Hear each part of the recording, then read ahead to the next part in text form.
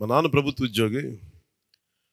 మా నాన్న ప్రభుత్వం జీతం తీసుకునేవాడు. రుణపడి ఉన్నదంటే నేను కూడా చెప్తున్నాను, రూపాయి తీసుకున్నాను, సంపూర్ణ జీతం తీసుకుంటాను ఎమ్మెల్యేకి.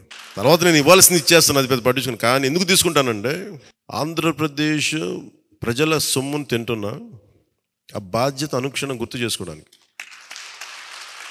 ప్రతి రూపాయికి రేపు పొద్దున నన్ను ప్రజలు చొక్కా పట్టుకుని నిలదీయాలి, అందుకని తీసుకుంటున్నాను. నీకు డబ్బులు ఇచ్చావరా మా ట్యాక్స్ పెయిడ్ మనీతోటి, నువ్వు ఎందుకు పని చేయట్లేదు అని ప్రజలకు హక్కు ఉండాలట్టడానికి కోసం నేను డబ్బు తీసుకుంటాను. ఎమ్మెల్యేగా జీతం తీసుకుంటాను. చాలా కాలం అనుకున్నాను, ఎప్పుడైనా భవిష్యత్తులో ఎప్పుడు ఎమ్మెల్యే అయితే తీసుకుంటానా లేదా అని అనుకున్నాను. నాకు రూపాయి జీతం తీసుకుంటానని అలా కాకుండా నేను సంపూర్ణ జీతం తీసుకున్నాను. కానీ ఇవ్వడం కూడా దానికి కొన్ని వెయ్యింతలు ఇచ్చేస్తాను బయటికి, అది వేరే విషయం, అది కూడా చెప్తాను. కాకపోతే ఎందుకు జీతం అంటే మనం ఎందుకు తీసుకుంటాం అని నేను ఎందుకు చేస్తున్నాను అంటే, ఈ డబ్బు ప్రజల కష్టం నుంచి, రక్తం, చెమట, స్వేదం నుంచి వచ్చింది. అది ఆ డబ్బు ముట్టుకున్నప్పుడు నాకు బాధ్యత గుర్తు రావాలి, అందుకని నేను అది కూడా నిర్ణయం తీసుకున్నాను.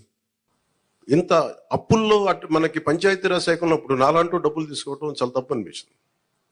అందుకని వాళ్ళు చెప్పి నేను జీతాన్ని వదిలేస్తున్నాను, నా జీతాలు ఏం వద్దు, కానీ నా దేశం కోసం, మా నేల కోసం పని చేస్తున్నాను. ఎందుకంటే ఇది పరిస్థితులు, మేము ఇచ్చే పరిస్థితులు ఉండాలి మనందరం. అలాగే ప్రతి గవర్నమెంట్ ఉద్యోగులకు సంబంధించి కానీ, పోలీస్ శాఖకు సంబంధించి కానీ, వాళ్ళు టీఏలు, డిఏలు, రిక్రూట్మెంట్, ఇవన్నీ చాలా కష్టసాధ్యమైన సమస్యలు. ఇవన్నీ చెయ్యాలి, యాక్చువల్ బాధ్యత ప్రభుత్వాలకి.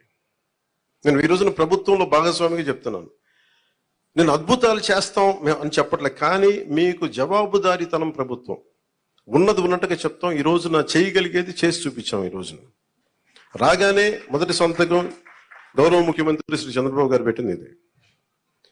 మేము అనుకున్న స్కిల్ సెన్సెస్ నేను ముందు ఇనిషియేట్ చేశాను. ఇక్కడ వారాహి సభలో చెప్పాను, స్కిల్ డెవలప్మెంట్ జరగాలి. ఏ ఒక యువతలో ఎంత ప్రతిభ ఉందో తెలియదు మనకి, వారి ప్రతిభను వెలికి తీయాలి, వారి సమర్థతను వెలికి తీయాలి. వాటిని పెట్టుకుని అది 5 సంతకాలు అది ఒకటి అయింది. అలాగే ఈ రోజున మేము మాట చెప్పినప్పుడు మన పిఠాపురం నియోజకవర్గానికి సంబంధించే మొత్తం పెన్షన్స్ అందుకునే లబ్ధిదారులు 40,765 మంది.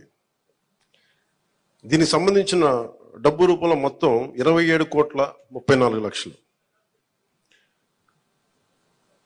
వృద్ధాప్య పెన్షన్ అందుకునే వాళ్ళు దాదాపు 20,396, వితంతు పెన్షన్ అందుకునే వాళ్ళు 9,970, దివ్యాంగులు పెన్షన్ తీసుకుని 4,819, మత్స్యకారులు 1,498, చేనేత కార్మికులకు సంబంధించిన 997, కల్లుగీత కార్మికులు 619, డప్పు కళాకారులు 230. ఇలా కాకుండా అలాగే ట్రాన్స్జెండర్స్ కానీ, ఇందాక మీరు మాట్లాడుతూ ఉన్నారమ్మా, దీని గురించి మీరు ప్రత్యేక మీకు మాట్లాడతాం మీ గురించి.